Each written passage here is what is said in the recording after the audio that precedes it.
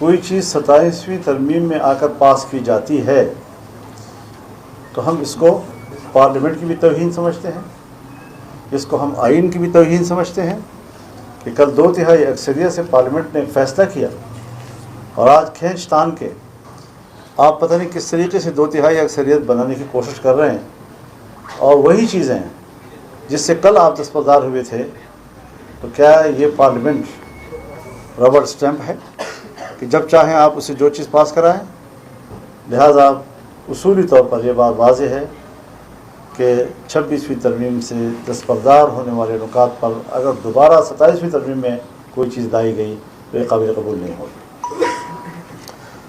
दूसरी बात यह कि 26वीं तरमीम में यह तय हुआ था कि इस्लामी नज़रियाती कौंसिल की सिफारिशात पार्लियामेंट में ले भी होंगी और उन पर डिबेट भी होगी। 1 साल गुजर गया है, न सिफारिशात पेश की गई हैं न उस पर कोई बहस हुई है। ये उस 26वीं तरमीम पर अमल दरामद का आलम है। सूद के हवाले से जहाँ 1 जनवरी 2028 से पाकिस्तान के अंदर सूदी निज़ाम का ख़ात्मा होगा, उसके हवाले से भी कोई पेशरफ्त अभी तक नज़र नहीं आ रही है। दीनी मदारस के हवाले से रजिस्ट्रेशन का मसला कानून के ज़रिए तय हुआ था। आज मदारस की रजिस्ट्रेशन भी नहीं की जा रही है 1860 की सोसाइटी एक्ट के तहत, और मदारस के हाथ मरोड़ कर उनको मजबूर किया जा रहा है कि वज़ारत तालीम के तहत आपको रजिस्टर्ड होना होगा। ये उस कानून की भी तौहीन है, ये असम्बली की भी तौहीन है, और हुकूमत धड़ल्ले के साथ इस तौहीन की मुर्तकब हो रही है। इसके अलावा 18वीं तरमीम के तहत जो सूबों को इख्तियारात दिए गए थे, अगर उन इख्तियारात में कमी की कोशिश की गई तो जमीयत उलमा इस्लाम दिफा करेगी। हम मज़ीद सूबों को ज़्यादा बाइख्तियार बनाने की बात करते हैं। इसी तरीके से NFC अवार्ड के हवाले से भी बातें चल रही हैं। सूबों का जो हक़ है, आइन कहता है कि उस हक़ में इजाफ़ा तो किया जा सकता है, कमी नहीं की जा सकती। आज सूबों के अगर हक़ पे डाका डाला जाता है तो हमने उसूली फ़ैसला यही किया है कि जमीयत उलमा इस्लाम भरपूर मुखालफत करेगी उसकी। तो ये कुछ चीज़ें हैं जो उसूली तौर पर हमने तय की हैं। मज़ीद जब कोई ड्राफ्ट सामने आएगा तो फिर उनकी जुज़ियात पर बातचीत हो सकेगी। सरजद हमने अपना मौलाना साहब ये बताइएगा कि आपने जैसे ये कहा कि आपने NFC की भी मुखालफत कर दी है, आपने उसके साथ 26वीं तरमीम में जो मंजूर हुआ उसका भी मुखालफत कर दी कि उसमें जो चीज़ें रह गई थी उनको दोबारा ना लाया जाए। लेकिन यहाँ पर एक चीज़ जो कही जा रही है 243 आर्टिकल, उसमें तरमीम, क्या ये उस वक्त 26वीं तरमीम का हिस्सा था या नहीं था? क्या आप इसकी हिमायत करेंगे या मुखालफत करेंगे? सवाल जी बिल्कुल, आपने सही बात की है। हमने इसको 2 हवालों से देखना है। अगर तो मुल्क के ऊपर, मुल्क की सियासत के ऊपर, आइन के ऊपर, जमहूरियत के ऊपर उसके मनफी असरात पड़ते हैं तो हमें कबूल नहीं होगा। अगर उसमें कोई इंतज़ामी किस्म की बातें हैं और सिर्फ इंतज़ामी किस्म की बातें, तो इंतज़ामी चीज़ें जो हैं वो मुल्क में चलती रहती हैं। उसके हुजूम को हम देखेंगे, उसकी शक्ल को हम देखेंगे कि वो क्या है, तब जाकर हम उस पर कोई हद में 43 आर्टिकल में जो मतलब की तरमीम की बातें हो रही है, क्या इसके साथ खैबर पख्तूनख्वा या बलूचिस्तान या मुल्क भर में जो मसाइल है वो ठीक हो जाएंगे? और दूसरा ये है कि आपके बेटे को जब यारक पे रोका गया तो उसके बाद से आपने जिस तरह रिएक्शन दिखाया और अभी जिस तरह के उलमा या लोग या आपके कारकुन टार्गेट हो रहे हैं, उस तरह का रिएक्शन आप नहीं दिखा रहे हैं, क्या वजह है? देखिए, मैंने तो उस वक्त भी कोई रिएक्शन नहीं दिखाया। आपने कौन से मेरे रिएक्शन देखे? कोई जुलूस, कोई जलसा, कोई एहतजाज, कोई धरना, कुछ भी नहीं दिखाया, क्योंकि मैं अपने मुल्क के तमाम बच्चों को असजद के बराबर समझता हूँ।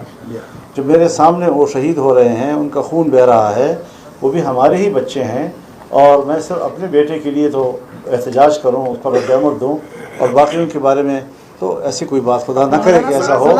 हम बड़े संजीदा लोग हैं और हमें हमारे सामने हर बच्चे का खून अपनी औलाद का प्रूफ और इसी आर्टिकल पर मैंने जवाब दे दिया है, तफसील से दे दिया है। उम्मीद है कि ये सब कुछ उसके बाद ठीक हो जाएगा अगर इसमें तरमीम हो जाए। ठीक तो कुछ भी नहीं हो रहा। जब ठीक करने की बात आएगी तो जब तक हम इज्तिमाई सोच पैदा नहीं करेंगे और सिर्फ एक इदारे की कोई सोच वही हाकिमियत करेगी, तो मेरे ख्याल में पार्लियामेंट से पूछना चाहिए, हमारी पार्लियामेंट की जो सिक्योरिटी कमेटी है उसको बिठाना चाहिए, तमाम स्टेक होल्डर्स को बिठाना चाहिए और एक इज्तिमाई कौमी राय जो है उस पर ये बता दें कि इस वक्त जो अपोजिशन की बड़ी जमात है वो आपसे पैदर पे आपसे मुतवातिर मुलाकात हुई और एक बार फिर आपकी वर्किंग रिलेशनशिप कायम हो गई है।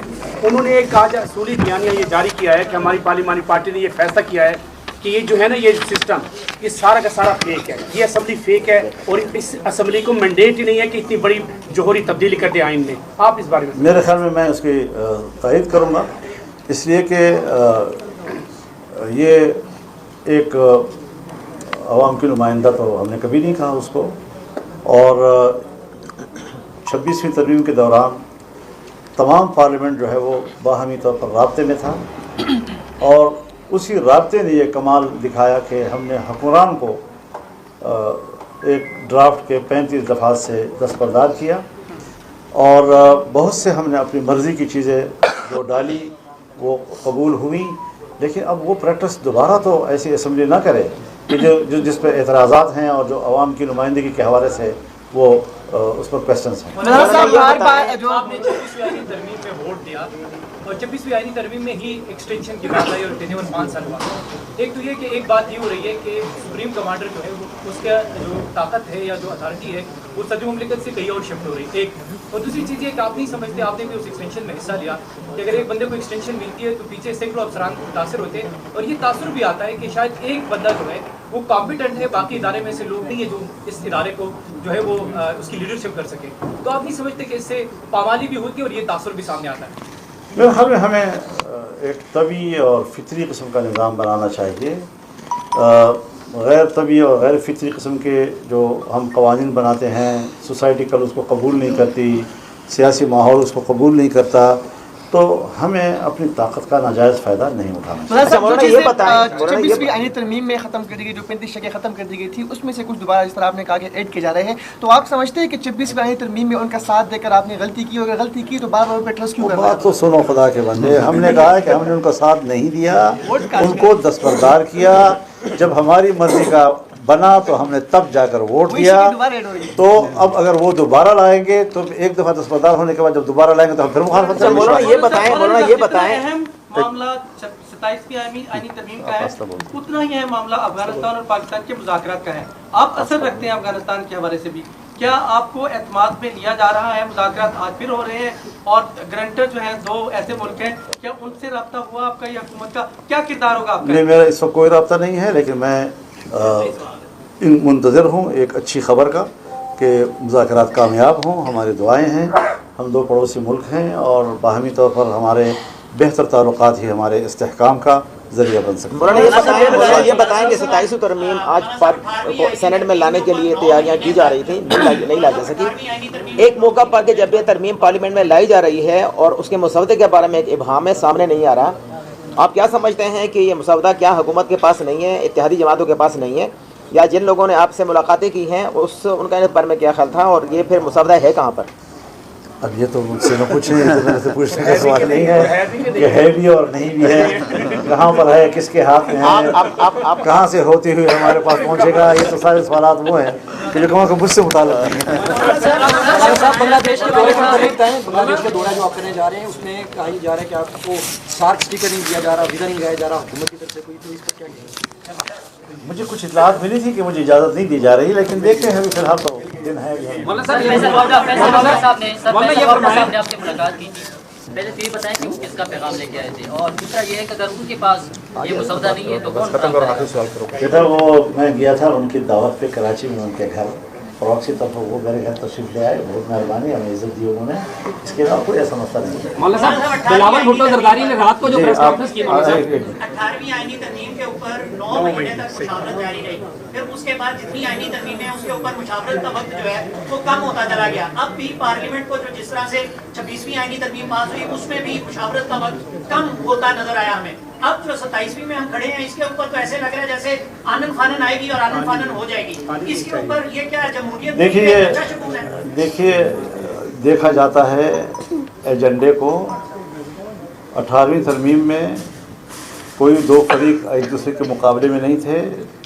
तमाम पार्लियामेंट एक ही कमेटी में एक पेज पे बैठी हुई थी और जितनी तरामीम माजी में हुई उन तमाम तरामीम का एक एक करके जायज़ा लिया गया और ख़ास तौर पर 17वीं तरमीम को मुकम्मल कलादम किया गया। फिर उसके बाद उन शकों पर दोबारा गौर किया गया और पूरे पार्लियामेंट ने मुत्तफ़क़ा उसको पास किया। तो ज़ाहिर है इसका एजेंडा लंबा था और उस पर वक्त ज़्यादा लगा और हर पार्टी ने अपना इनपुट दिया, उस पर बहस भी बातचीत होती रही। अब जो आई है अभी 26वीं तरमीम, तो उस पर उनका ख्याल ये था कि हम 24 घंटे में वरना 3 दिन के अंदर अंदर पास कर लें, लेकिन हमने कहा नहीं, इस तरह तो नहीं होता। तो 1 महीना 1 हफ्ता तक लग गया उसको किसी नतीजे पे पहुंचाने के लिए। अब जब ये सामने आएगा तो पता चलेगा इसका हुजूम कितना है, कितना टाइम लेगा। मौलाना साहब 2-3 रोज़ के बाद जब आपसे बात हुई तो आपसे हमने पूछा कि बिलावल ने कोई आपसे मुसवदा शेयर किया, तो आपने कहा उन्होंने इशारे दिए लेकिन उन्होंने बताया, लेकिन वो तो ज़ाहिर इन पिक्चर थे। रात को उन्होंने 2:45 बजे प्रेस कॉन्फ्रेंस की और उन्होंने कहा 243 के अलावा सब कुछ मुस्तरद करता हूँ। आप इस पर क्या कहते हैं, आपका क्या मौका है? ये तो उनके साथ फिर बैठकर बात करनी होगी, थोड़ा उनके मौक़िफ़ को समझना होगा। और ये अच्छी बात है कि सियासी जमातों के दरमियान अगर बातचीत के माहौल मौजूद रहे तो इफ़हाम व तफ़हीम का माहौल भी रहता है। उन्होंने एक चीज़ को क्यों कबूल किया और बाकी चीज़ों को क्यों मुसरद किया, ये तो फिर जब उनका मौक़िफ़ सामने आएगा तो मैं तबसरा कर सकता हूँ। जी मैंने पढ़ा नहीं है ना, जब पढ़ूंगा तो उसके बाद पता चलेगा।